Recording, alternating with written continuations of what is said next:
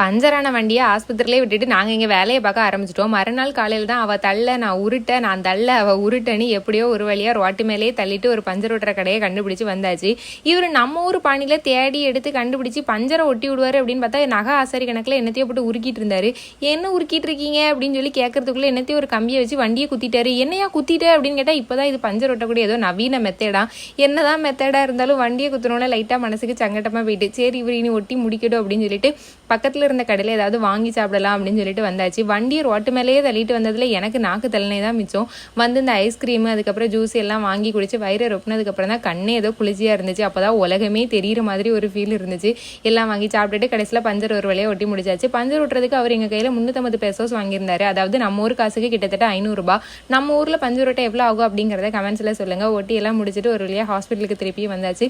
இங்கே வந்து பார்த்தா இங்கேயும் பஞ்சர் ஓட்டுற பெட்டி மாதிரி என்னத்தையும் வச்சிருந்தாங்க. பார்த்தா நாங்கள் ஆர்த்தோ சர்ஜரியில் ஒர்க் பண்ணிட்டு இருக்கோம், அதனால அப்படிதான் இருந்துச்சு. ஒரு வழியா பஞ்சர் ஒட்டி முடிச்சாச்சு. Have a good day.